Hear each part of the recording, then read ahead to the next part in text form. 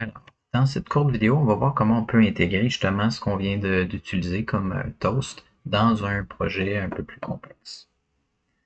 Imaginons, maintenant j'ai juste besoin de mon toast de succès, j'ai pas besoin d'autre chose. Puis je vais faire un query selector d'un bouton sur ma page, donc HTML est égal à document query selector, puis je vais l'appeler ma classe bouton. Puis on va avoir une fonction init qui va s'exécuter au chargement de page.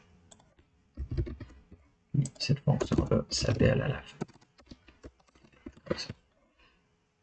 Donc, du moment que ce que j'aimerais faire, c'est au chargement, si je vais aller voir ma page, j'ai rien à l'intérieur. Une div qui a la classe.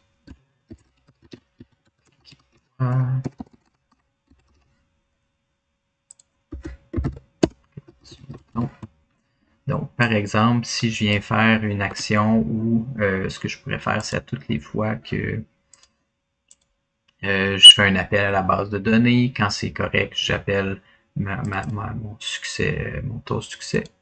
Et par exemple, je pourrais dire bouton.eventListener clic, puis je vais avoir une fonction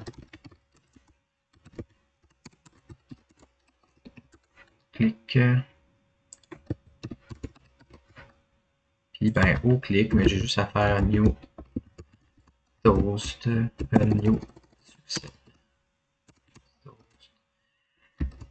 Le bouton a été cliqué. Puis moi je vais rajouter ça juste dans le body document. Ça fait que la toast va s'ajouter en absolu ou en fixe par-dessus tout le reste de la page. Clic.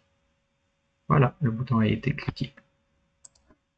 Je peux le refaire autant de fois que je veux parce qu'il s'auto-détruit après qu'il ait terminé son animation. Maintenant, je pourrais avoir un deuxième bouton. Cliquez-moi. Ajouter une erreur. Bouton. Erreur, vous êtes capable de mieux d'améliorer cette sélection-là. Je vais juste le faire rapidement.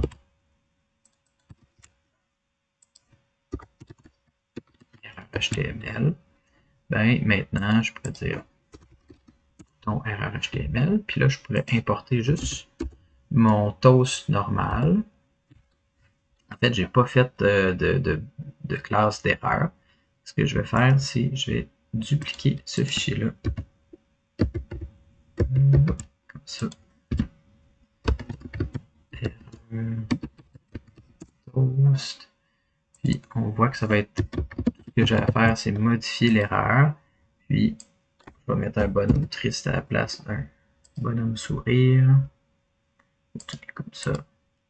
Puis tout le reste va rester pareil. Et vous voyez que rapidement, on peut créer j'ai erreur toast. Toast, je dois quand même renommer mes documents comme il faut. Donc on peut, l'objectif de tout ça, c'est de programmer plus rapidement. Erreur. En fait, je pense même si je fais new erreur toast, ça va être capable de cliquer.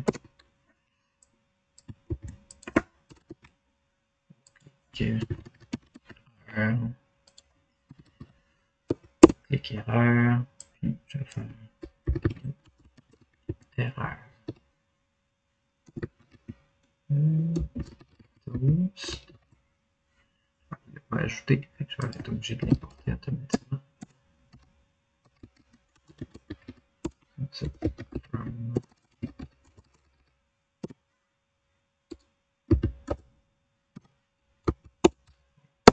JS. Puis erreur toast. Oups. Même chose, je vais mettre document.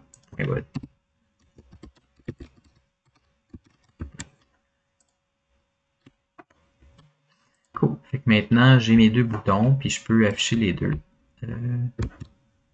Dans mon HTML, je vais dire que c'est une array. Ça, j'ai une erreur.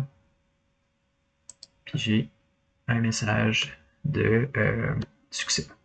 Fait que maintenant, vous pouvez utiliser ça quand vous récupérez de l'information d'une base de données, après un fetch, après des requêtes asynchrones, puis vous pouvez afficher un petit toast dans votre page. Au niveau du CSS, ça ressemble à quoi? J'ai un élément qui est en position fixe, qui est caché en haut, avec un top de -100. Puis, je le fais redescendre par animation. Puis, quand l'animation est terminée, je le supprime. Voilà, c'est tout.